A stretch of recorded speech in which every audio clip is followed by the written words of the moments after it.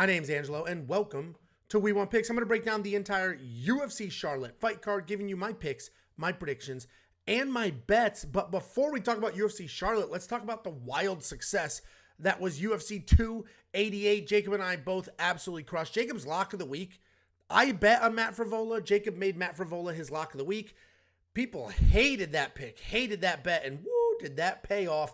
Jacob's lock of the week, 4 in a row. I'm up units. The safety parlay hits again. I basically had 2 safety parlays because we had Chaos Williams and Daniel Santos. Daniel Santos dropped, but I already put it out there. I already bet on Chaos Williams in that parlay, so that had to stick. And then Chaos Williams, and then I did the Parker Porter Smith fight. Does not go the distance. Both of those hit, but by the skin of our teeth. Chaos Williams did not look good.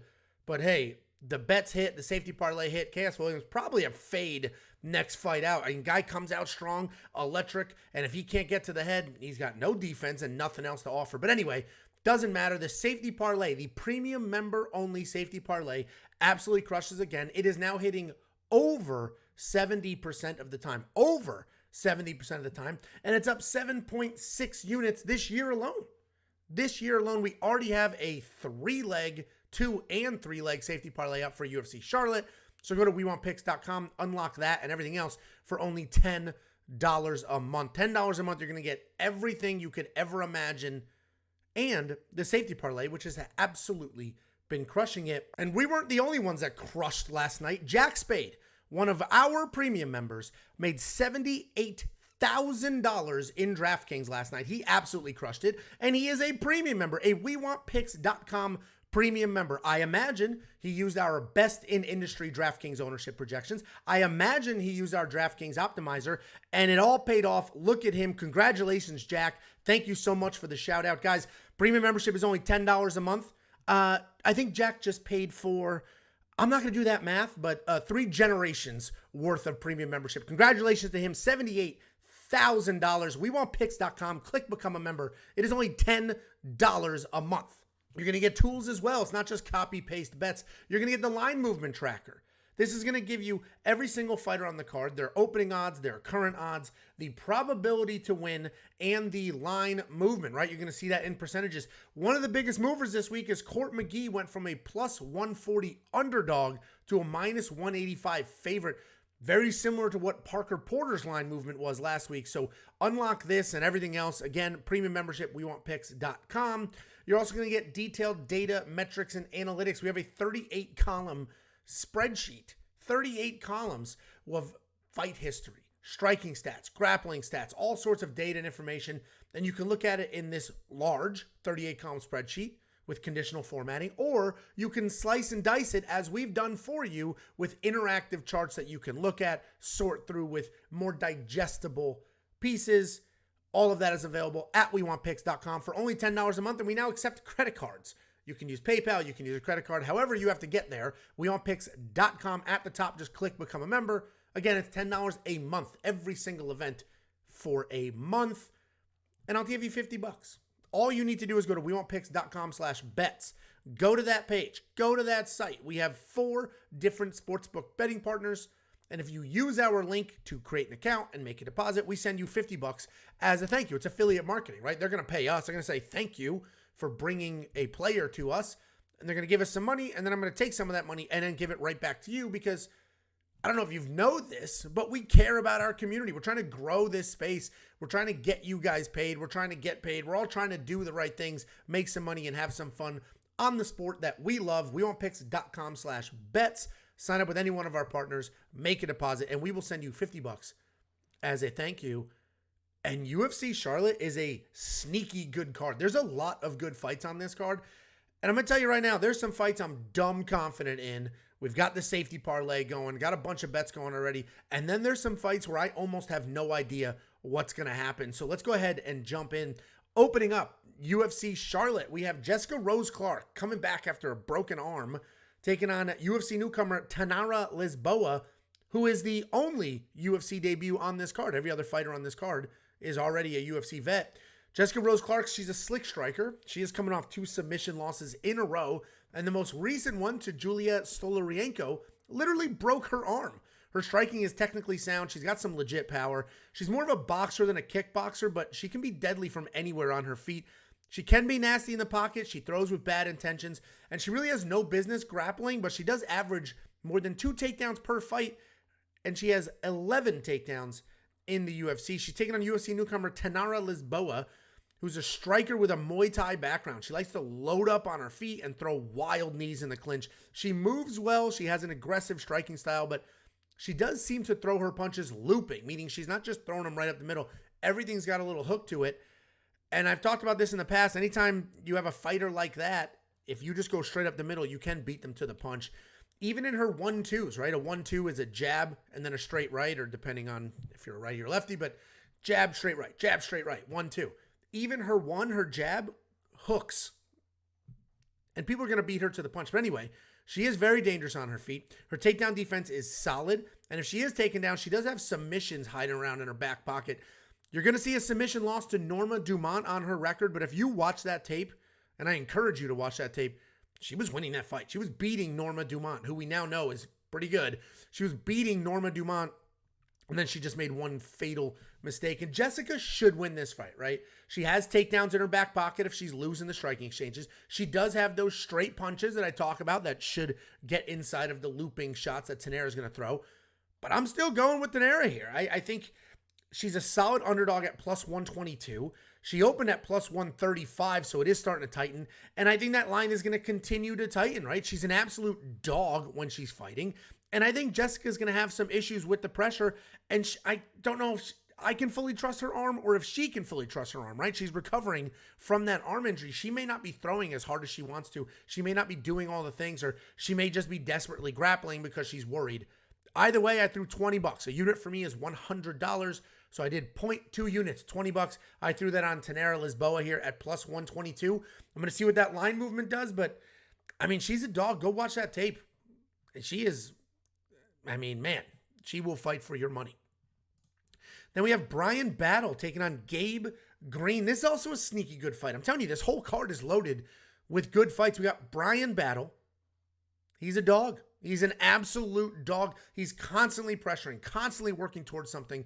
And he has shown us that he's a solid grappler when he needs to be, and he's not out of a fight ever. He averages almost 1 takedown per fight, but he does have a miserable 20% takedown accuracy. And the tricky part about breaking him down is how quickly he's improving.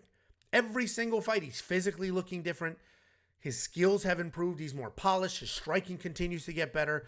He is coming off that insanely one-sided loss to Rinat Fakhretdinov, where 2 of the judges had Bryan Battle giving up 10-8 rounds, 2 10-8 rounds. So he got his ass kicked in that fight, but there is a little bit of glimmer of hope that we can take from that loss. And he's taking on Gabe Green. Gabe Green's a pretty well-rounded guy with solid grappling, solid striking, and good pressure. He's very comfortable in his striking style, where he works and kicks really well. And then he has a slick ground game where even if he's the one who is taken down, he's always threatening with a submission, and that sets up sweeps and scrambles. He coming off that decision loss to Ian Garry, where despite getting a takedown, he was knocked down and ended up losing all 3 rounds on the judges' scorecards.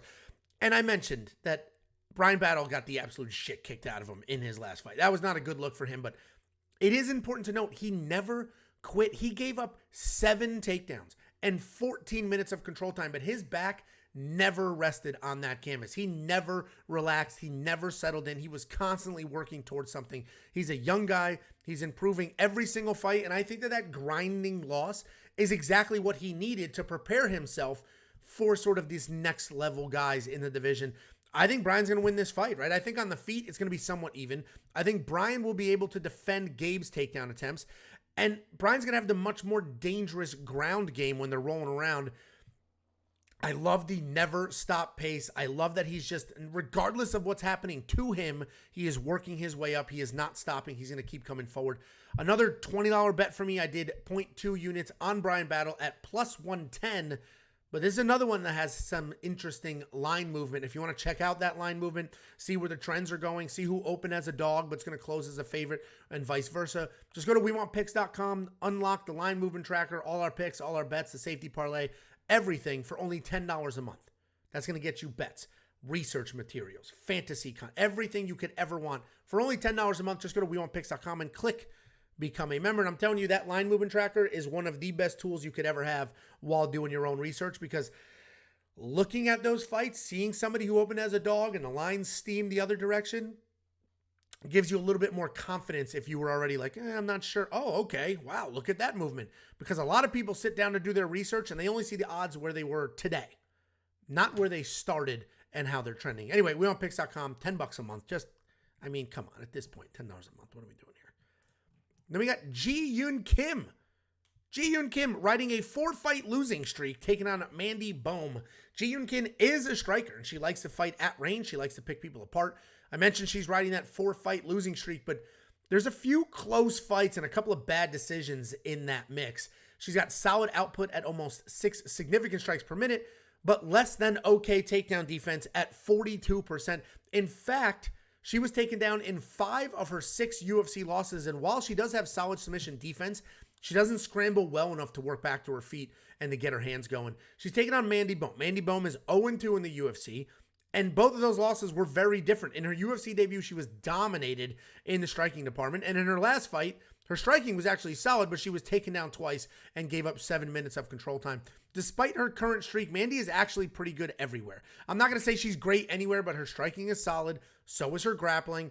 She's definitely fighting to keep her UFC contract here, though. And I'm going to start this. Listen, nobody who has only 9 wins in a 17-fight career should be an almost 3-1 favorite. Nobody. But here we are, right? Kim is a huge favorite. And while I understand she is better than her record, right? I mentioned a couple of close calls, a couple of bad decisions in the mix. I don't know who's betting her here. Kim should probably be the pick because she has proven to be durable. She has hung with some of the tougher women in this division. But she has also proven that judges just don't seem to like her style. Almost like everything we talked about with Zhalgas Zhumagulov last week before Zhalgas had the Patty the Batty haircut. But anyway, technique-wise, I do see Kim as the better striker and Mandy as probably the better wrestler if she decides to go to it. So Kim's likely going to be the pick because on the regional scene, we've seen Mandy shooting takedowns, but we haven't seen it yet in the UFC, and I can't just assume that all of a sudden she's going to be shooting takedowns. But Kim's the pick, but for the absolute love of God, don't do anything with this fight. Save your money. There's no reason to touch this. Maybe go over 2.5 when that round line drops. We'll see what the odds are there, but I mean, for fuck, keep your money. The woman's 9-6 on a 4-fight losing streak and almost a 3-1 favorite. Whoever's spending that money deserves to not have their money. Even if the bet hits, they should keep the money and be like, listen, you never should have done this. We're going to keep this. We're going to give it to charity for you because you clearly make poor financial decisions. Then we have the rebooked Natan Levy taking on Pete Rodriguez. This fight was booked 2 weeks ago. Pete Rodriguez pulled out because I think he either confirmed or it's speculated that it was a weight cut issue. And that's crazy because that dude was hanging out at Disney posting about how magical he felt on fight week. And yet a couple days later, pulled out of that fight. But here we are, rebooked. We got Natan Levy, a non-stop grappler who's averaging an insane 5.37 takedowns per fight. He's got slick takedowns, slick BJJ. He continues coming forward regardless of how tired he is. His striking is just okay, and unfortunately, it's not enough to get him through fights on its own, right? He does need to get that grappling going. He is riding a 2-fight win streak with a combined 15 takedowns, but he still managed to give up a round in each one of those fights. So he's winning, but they're not dominant wins, if you will. He's taking on Pete Rodriguez. Pete's a brawler. He throws bombs. He comes forward no matter what. He only has 6 professional fights, but he did manage to get a UFC win under his belt against Mike Jackson. Pete's a powerful guy, but he is sloppy, and anyone with clean technique is probably going to be able to touch him up. We broke this fight down. Jacob and I literally screamed at each other, breaking this fight down. I think Natan Levy absolutely smokes Pete Rodriguez. Good for Pete Rodriguez for getting that UFC win under his belt. There's a lot of phenomenal fighters who get to the UFC and just can't get that win. But, I mean, I just don't see how Pete Rodriguez wins. Obviously, he hits hard, and Natan Levy could walk into a punch. But outside of that, and these are fist fights, that could happen in any fight.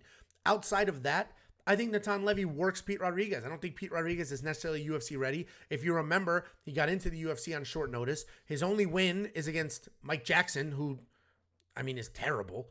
So I think Natan Levy is going to come forward, wrestle, and get this done. Pete Rodriguez, first fight at lightweight. Pete Rodriguez pulled out of the fight 2 weeks ago for unknown or weight-cutting issues. So now we assume Pete's going to be 100%? Of course not. Natan Levy's going to win this fight. I think Natan Levy is safe for parlays. I thought he was last time. Pete pulling out. Pete having whatever medical issue he had only makes me more confident in this pick. Natan Levy, absolutely going to get this done. Then we have a striker's delight. We got Carlos Ulberg taking on Ihor Potieria. Carlos Ulberg is a world-class kickboxer. He transitioned to MMA a little while ago. He's a big guy. He's got incredible footwork, great range management. His striking differential is a very impressive 8-3, and he has both a 100% takedown accuracy and 100% takedown defense. That 100% takedown defense is a little misleading, though, because he has only needed to defend one single takedown attempt. His only loss in MMA is to Kennedy Nzechukwu in a fight that he was absolutely dominating. And if you just watch UFC 288, we know how dangerous Kennedy can be. And Carlos is coming off the first-round knockout over the usually durable Nick Negumereanu. Ihor Potieria is a decent striker with a very loose style. He's got solid power, very good accuracy, but he can be hittable because he keeps his hands low and he relies on that chin. He's got 3 fights in the UFC, and essentially in all 3 of them, he's outstruck or close to being outstruck, and then seems to just get it done. And that's the story of his career, right? He stands in front of you, chin held high, and if the chin holds up, he's going to find that knockout. And if it doesn't hold up, he gets knocked out. And if you dig through his fights, that is his career. This is striker for striker, except one of these guys is a technician. The other one's a bit of a brawler, and obviously Ihor, the brawler in this matchup, can land something big, right? He can get it done. It's a striking matchup. We watched Carlos Ulberg get knocked out in the past. But I got to go Ulberg here for the win, right? His striking is so smooth, both offensively and defensively. He has takedowns if he needs them. I just don't know what Ihor is going to be able to do outside of, land a lucky punch there. So Ulberg's going to be the pick. I've got him in a couple of light parlays, and we'll see what the line is. Maybe we get lucky with a 2.5 instead of a 1.5, and then I'll go the under there because Carlos absolutely should win, and if he wins, it should be inside the distance, and we know Ihor has that big-time power. So under 2.5, I doubt that's going to be the line, but if we get lucky enough for a 2.5 round line, we're going to hammer the under, but very confident in Carlos Ulberg. We have the always tough Cody Stamann taking on the very durable Douglas Silva de Andrade. Cody Stamann's a well-rounded guy, right? We've talked about him in the past. He's been wrestling his entire life. He's been boxing since he was just a kid, and he's wrestled at all levels, including college. Boxing, I mentioned, he started in his early teens. He's a good technical striker who sets a nice pace, but doesn't necessarily have that raw power to threaten a one-punch finish. He averages almost 3 takedowns per fight. He has a 69% takedown defense, but he does like to be the one dictating the pace, right? If you pressure him and you push him, he could have some issues backing up, but if he's coming forward, he's going to give you a very hard time. He's taking on Douglas Silva de Andrade, and he's been around forever. If you look at his record, you'll see that he has fought a who's who of former and current champions in multiple weight classes. He's a compact guy with solid boxing, lots of power. He's got solid BJJ on the ground, but it's mostly there as a backup plan because he doesn't really initiate offensive wrestling very often. His ideal fight is a dirty boxing match inside the pocket or a ground fight on top where he won the scramble. He's coming off a close decision loss to Said Nurmagomedov.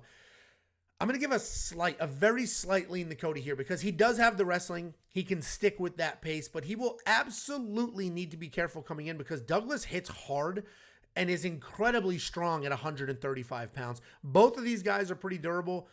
If I place a bet on this, it's probably going to be the over 2.5, right? Douglas is durable. Cody's durable. Cody's not necessarily a finisher, so it would really be on Douglas to get the finish if there is going to be a finish here. So over 2.5, probably going to be a play, maybe a bet, or an inside the distance decision, no action on Douglas. But either way, Cody's going to be the pick here, but just a slight lean. Then we have another rebooked fight. We have Karl Williams taking on Chase Sherman. This fight was booked, a couple weeks ago. Karl Williams, actually, he stepped up on short notice. And then Chase Sherman pulled out of the fight on fight night after lineups were locked in DraftKings. Always love when that happens. But anyway, Karl Williams is a powerful striker who's always looking to send that big right hand. He sends everything with power, but he manages to keep that solid and straight. When he sees your he's going to open up hunt for that finish. And what I really like, though, is while he's hunting for that finish, if he doesn't get it, he'll back up, he'll reset, and then he'll continue on his fight. He's not going to chase that finish and then exhaust himself looking for that. I've talked about his striking a lot, but he has a very, very solid wrestling as well. He had 8 takedowns against Lucas Bresky, 3 takedowns on the Contender Series, and that was against a phenomenal D1 wrestler. So Karl Williams can strike, Karl Williams can wrestle. He's taking on Chase Sherman. The O is durable. The O is willing to step up. The O is game Chase Sherman. He's a good boxer. He's got solid foot movement and speed. His volume doesn't seem to stop no matter how tired he is, no matter how long the fight is going. And outside of his fight with Alexander Romanov, Chase has pretty solid takedown defense. He's a high volume guy landing more than 6 significant strikes per minute, but he has absolutely no head movement whatsoever, which is why his negative striking differential, I mean, this dude is getting hit with almost 7 significant strikes per minute. And he's coming off that loss to Waldo Cortez, where he got his first ever UFC takedown. You'll see he averages 0.1 takedowns per fight in the UFC, and that was in his last fight. As I mentioned, if you remember, this was booked a few weeks ago. Chase is the one who had to pull out due to injury.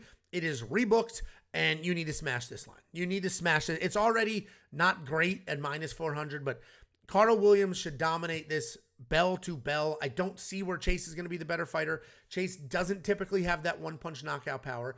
He is very hittable, as we see on the screen here. Karl Williams has the wrestling. He's got the power. He's got the cardio. Karl Williams should dominate this fight. Is a safe parlay piece. I mean, Karl Williams all the way. Let's hope this fight stays together. Then we have what in all likelihood is a farewell fight for both or one of these guys. We have Matt Brown taking on Court McGee, 2 just absolute, I don't want to say legends like they're former champions, but legends if you're a fan of this sport and you have been watching for the last 10, 15 years. Both of these guys have put on phenomenal shows for you, and they have entertained you for a very long time. 2 just absolute durable animals who are not going to stop. We got Matt Brown, who's one of the toughest guys on the planet, and he's a throwback to the early days. Both of these guys are the throwback to the early days of MMA, where you could just be decent at everything, insanely tough, and have success. Matt Brown is not incredible at any one technique, but he is well-rounded. For a guy with 29 fights in the UFC, he has a very impressive striking differential. He averages almost 2 takedowns per fight. He does tend to just come forward looking to engage in a striking war and then work in takedowns when he can. But he's definitely too old to be fighting that way when he does. His chin is moving in the wrong direction. And if it continues to march forward like that, he's going to be looking for trouble. But it did just hold up in a split decision loss to Bryan Barberena, where he actually worked in 5 takedowns in that fight. And then, like Matt Brown, Court McGee has been around forever. The guy is much better than his record, right? He says 21-11, but he's got some really good wins there. Quality losses to quality opponents as well. Court's an old school guy. He's incredibly tough, very durable, solid striking, solid grappling. He never quits. He's good everywhere, great nowhere, and another throwback, right? Both of these guys have had success not being amazing at any one thing because they're so tough, right? And now the 1% athletes are coming into the UFC. It's nice that they're going to fight each other, and one of them is likely going to retire, if not both, in this fight. Anyway, Court McGee has become a bit of a grappler these past few years. He has 8 takedowns and 19 minutes of control time in his last 3 fights. He's coming off that early knockout loss, though, to Jeremiah Wells. Court McGee probably has the more straightforward path to victory here, right? Lean on that grappling. Lean on Matt Brown. But I'm going to go with Matt Brown to win here. Obviously, picking a 42-year-old is never the right decision, but I'm going to go with him, man. I do think Matt is going to be the more durable of the 2 guys. We know for a fact he's going to come out, fight every minute of this fight. This is going to be a fun fight. Matt Brown's going to be the pick here. Court McGee is coming off that bad knockout loss. We don't know what that chin's going to look like. And Court McGee, that line steamed. If you have the line movement tracker, if you're a premium member, you've seen that. He was a plus 140 underdog. He is now minus, I think, 180 favorite. And anytime we've seen underdogs go to favorites, I think it is 7-1 since we've been tracking it over the last couple of weeks. So the line movement tracker, history is telling us that Court McGee's going to win this fight, but I'm still going to lean Matt Brown. I'm going to go against that trend there, but no bet. Absolutely no bet. I'm just going to enjoy this fight and, just appreciate what these 2 guys have done for us the last 10 plus years. Then we have the main card opener. We have Tim Dirty Bird Means taking on Alex Morono. Tim Means is a gritty high volume striker who can work in takedowns when he needs to. He's got tricky striking because of that karate style stance and how he switches. 24 of his 32 wins are by stoppage, but unfortunately, so are 8 of his 14 losses. Everything about Tim is a mixed bag, right? He's going to win a striking match and then lose a striking match. He's going to dominate with wrestling and then be dominated by wrestling. And it's hard to put him in any one category or give him one path to victory because he is well-rounded. He's very active and he has a frustrating style. He's coming off a very close loss to Max Griffin where he was knocked down, but he had 3 takedowns and he actually ended up landing more strikes. Alex Morono is a very well-rounded guy. He's got nice, clean striking, solid grappling. His body always seems to be in the right place, seems to have leveled up in the past few years. He does a nice job working in takedowns when he needs to, and he can hang tough if he gets into trouble. But he's coming off that loss to Ponzinibbio where he was up 2-0 on the scorecards before getting put out in the third. Alex is a 2-1 favorite here, and I find myself struggling with that, right? I talked about Alex's recent improvements as a fighter, but I also talked about how gritty Tim Means is, and unless you're a ranked guy or insanely dangerous, you should not be a 2-1 favorite over Tim Means. It isn't pretty when he does it, but Tim can come forward and outstrike people. He can out-wrestle people. He can hang tough till the last bell. I really don't know what to do with this fight, and it seems like a lot of other people don't either because Alex went from a 3-1 favorite to a 2-1 favorite. So that line is tightening, and Alex should have the cleaner striking, should be a little faster. I am going to lean on him for the pick here, but holy crap, is this a close fight? This should be a really fun fight. Low confidence pick in Alex Morono. No bet here. I'm just going to sit back and enjoy. Then we have Mackenzie Dern taking on Angela Hill. And you know I love breaking down Mackenzie Dern. Imagine being that phenomenal on the ground and having no ability to get it there. Imagine that. You could be on the ground with somebody and by far your best path to victory and just literally, hey, please go to the ground with me because I can't get you there on my own. It's absolutely insane. Anyway, we got Mackenzie Dern. She's an amazing grappler. She's trouble for anybody on the ground. Her striking has improved since her debut. She's definitely gotten more comfortable in those exchanges. The issue is sometimes she's too comfortable, right? You'll see her charging forward with big shots, not even looking for takedowns right away. And now she has a negative striking differential. She's got a horrific 11% takedown accuracy. She is insanely tough. She has absolutely no quit in her whatsoever and has made steady improvements in every single fight. And she is coming off that loss to Yeon, where when she got a little bit of grappling going, it was dicey. But again, she just absolutely struggled getting it to the ground. She's taking on Angela Hill. Angela Hill's a high IQ fighter who's very good on her feet. She's fast. She's very versatile with her striking, has solid volume, but not really any power. She's a talented fighter who has become sort of the gatekeeper and measuring stick for the weight class. She's good everywhere, but not a threat anywhere. Her path to victory in this and every other fight is stick and move, avoid the power, avoid the takedowns. She's coming off that shocking upset win over Lupita Godinez, where she went 1 for 6 in takedowns and landed fewer total and significant strikes. But she did win that fight, mostly because Lupi just looked horrific. This fight, like every other Mackenzie Dern fight, is going to come down entirely to her takedowns. Can she get the takedowns? If she can get a takedown or two, she wins this fight. Even if she doesn't submit Angela Hill, she'll have her in trouble. She'll have her wrapped up, and the judges are going to love it. If she can't get those takedowns, she's going to look desperate. She's going to look foolish. Crone Gracie. Just think of the Crone Gracie fight. Literally butt scoot. Just how pathetic was that? This is, don't get me. I just don't understand. This is your job. Your job is to be a professional fighter, and not learning the other skills in fighting is crazy to me. It's crazy to me. How could you only be good at one thing? And actually, that rant is more about Crone than Mackenzie. Mackenzie's trying to get takedowns. She's not butt scooting. She's not a jiu-jitsu nerd. She just doesn't have takedowns. And that's what makes this fight so tricky. I really want to pick Angela Hill here because if you dig into her record, she does have great takedown defense, and she hasn't been submitted in the last 13 fights.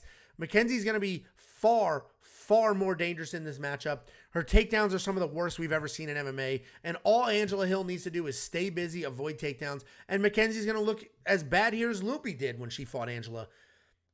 You should almost ignore the pick. I mean, the pick, I am going to lean Angela Hill. You should almost ignore the pick because regardless of that, I wouldn't moneyline anything here. I think the best bet you could possibly get here is going to be Mackenzie Dern inside the distance, decision, no action. Basically saying, if Mackenzie Dern submits Angela Hill, I'm going to get paid. Knocks out Angela Hill, I'll get paid. But if Mackenzie Dern loses a decision because she can't get takedowns and she just can't get past Angela's jab and the sticking and moving, then I get a full refund. Angela Hill is not dangerous at all. Mackenzie Dern is insanely tough. So Angela Hill is not getting a finish here, no matter what, right? There's just not a finish on that side. Mackenzie Dern could win by finish. Mackenzie could win a decision, could lose a decision. So the best bet for this fight is going to be Mackenzie Dern wins inside the distance, decision, no accident. It hasn't dropped yet. Honestly, if that is anything other than minus 350, I'm going to hit it. I'm even going to parlay it. I mean, that's one of my most confident bets on this card. The pick's going to be Angela. Who cares about the pick?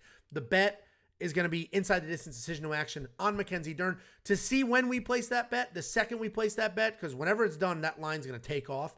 Make sure that your premium account is linked to your Discord. If you're a premium member, just click on the account page. There's a big old button, link Discord, click that, boom, you're all set. You will get alerts to your phone the second we place bets, we make picks, the second we do anything. You'll get alerts to your phone. If you're not a premium member, it's only $10 a month. You're going to get everything you could ever imagine. Think of anything you could ever want, and then it's in premium membership. $10 for an entire month. WeWantPicks.com. Just click become a member. We have another very, very good fight. We have Daniel Rodriguez taking on Ian Garry. Two really good strikers. Daniel Rodriguez is a very good boxer, right? He's going to pick his shots well. He's got good takedown defense, but he doesn't have much to offer in the grappling department if they end up on the ground. His boxing is crisp. His cardio is very good, and he uses that as a weapon. His cardio is weaponized. When he isn't worried about takedowns, his hands are deadly, and he hits a nice rhythm. When he is worried about takedowns, like he was against Neil Magny, he can fade later in the fight. He hasn't looked very good in his last two fights, but he's still very good and very dangerous. He's taking on Ian Garry, and Ian's a solid striker with crazy hand speed and fantastic footwork. He is hittable, but he does land an impressive 7 significant strikes per minute, and he has a solid enough takedown defense to keep fights standing. While he does have power, it is not necessarily one-punch knockout power. It's more timing and speed that catches his opponents off guard. He did show us just how tough he actually is in his last fight, where he was dropped early, but he rallied and got a finish in the third. This card is loaded with great betting spots, and actually the undercard is one of the most confident I've been on an undercard. But this fight is not a great betting spot because Daniel Rodriguez is a great striker, especially when he doesn't have to worry about takedowns. And Ian Garry is very hittable. Daniel Rodriguez is going to be the best striker that Ian Garry has fought so far in his career. And we're about to learn a lot here, right? I was impressed with how Ian recovered in his last fight, but I'm not sure he can recover like that here because Daniel Rodriguez, unlike Kenan Song, is going to reset and just keep tagging Ian. Kenan made some weird decisions after he dropped Ian. This is such a tough pick for me, and I'm not trying to be biased here because I don't really love Ian Garry. But with no confidence at all, I'm going to pick Daniel Rodriguez. It's a low confidence pick, but man, Daniel Rodriguez is crisp, he's clean, and Ian Garry is hittable. We've been saying he's hittable since his UFC debut. Keeps his head straight up. He thinks he has like better head movement than he actually does, and he gets tagged. And Daniel Rodriguez is not the guy you want tagging you. So I'm a slight lean to Daniel Rodriguez here. I'm probably not going to do anything betting-wise, but Daniel Rodriguez is a great underdog on this card. And we had the co-main event evening. We had Anthony Smith taking on Johnny Walker. Anthony Smith, pretty well-rounded striker with fantastic hands, solid kicks.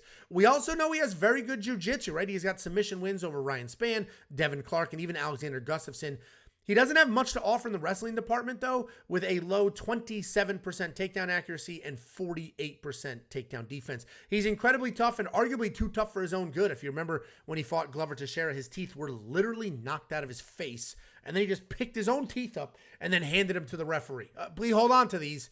I'll get them after the fight. Anyway, he is coming off the second-round TKO loss to Ankalaev, where he was just a step behind the entire time. He's taking on Johnny Walker. Johnny Walker is massive for this weight class. He's 6'6", but not only is he huge, he's fast, he's powerful, he's athletic, and he is wild. He's fun to watch, and he gets very creative with his striking. He's going to spin, he's going to jump, he's going to smile the entire time. He's very unorthodox and very dangerous because all of his crazy striking techniques do have legit power behind them. He seemed to struggle a bit in 2021 and early 22 after going to SBG Ireland, but more recently, he seems to be finding himself again, getting comfortable again, coming forward, being creative, and now he's riding a nice 2-fight first-round stoppage streak. This is a solid co-main event. This could be a really fun fight as well. And the pick's going to be Johnny here because while he may not be the better striker technique-wise, I think he's definitely the more dangerous guy, and Anthony's UFC desk job probably has him focused elsewhere, right? He's probably, rightfully so, focusing on his post-fight career. And Johnny has only ever shot 2 takedowns in the UFC. He's gotten both of them, and I can see that here as well, right? I can see him striking with Anthony, realizing Anthony's going to be a little more technical, and then surprising him with a couple of takedowns and getting it done. So I do see this fight going to the second round. I'm hoping we get a 1.5 round line here because I like the over. But Johnny Walker's going to be the pick here. We'll see when the props drop if there is any action to take. I'm not comfortable enough for a money line just yet, but I do like Johnny Walker to get it done. Then we have the main event of the evening. Jailton Almeida taking on Jairzinho Rozenstruik. And what's funny is the last time I broke down Jairzinho Rozenstruik, I said he was slow. I said, he's probably going to lose that fight. He ended up winning the fight. So now his Instagram story for the last couple of months is me saying he's slow, he's going to be a step behind, blah, blah, blah. And then it just clips of him knocking out Dawkins. So he's absolutely having a field day with my breakdown in his last fight. So let's see if I can get this one right and avoid being in Jairzinho Rozenstruik's Instagram story the weeks leading up to a fight.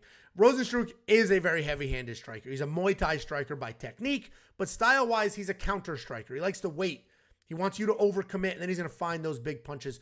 While he is an effective striker, he can't win the striking exchanges. He doesn't have a backup plan.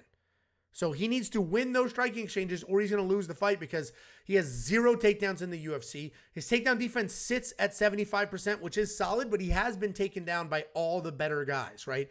Curtis Blades, Cyril Gane, even Alistair Overeem took Jairzinho Rozenstruik down. He's taking on Jailton Almeida, so that takedown defense is going to matter here because Jailton Almeida seems to be the real deal. He's a great prospect. He's got powerful hands, incredible grappling. All of his wins are by stoppage. That's because of his nonstop pressure. He's going to come in hot, relentlessly work for those takedowns. Once he's on the ground, he's going to chase submissions. He's going to hit you in those transitions. He has only ever been to 1 single decision in his career, and we have yet to see a 3rd round out of him in the UFC.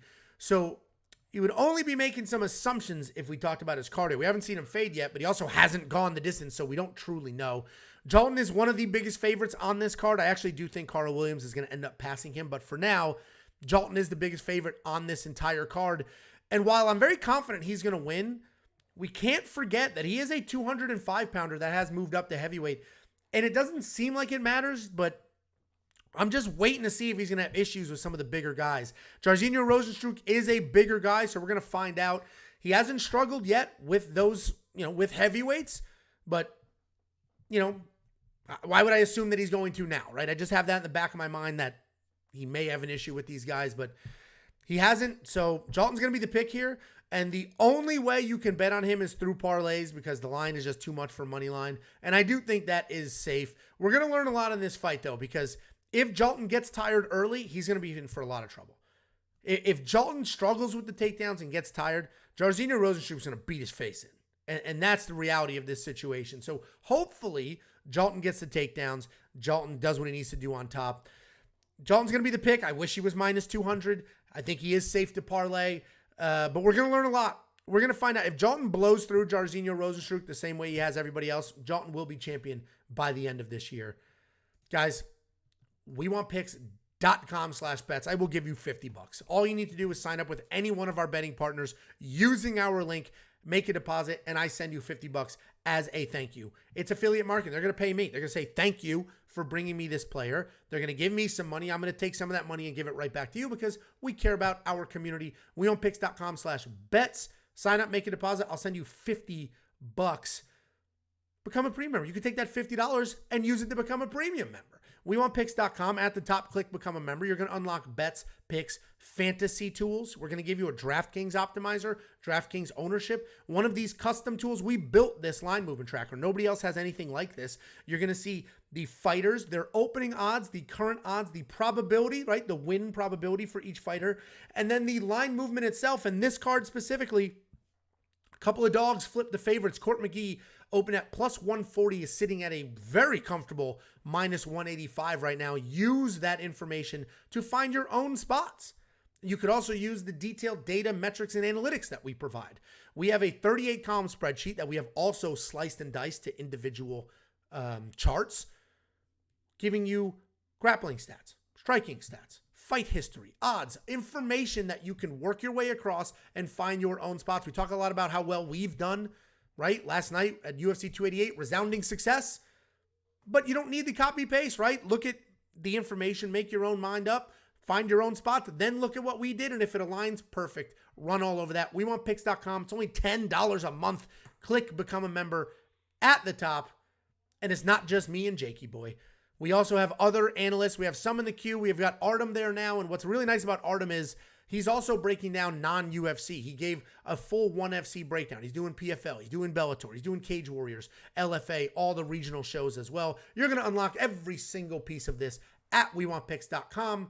Just click become a member at the top. And now we accept credit cards.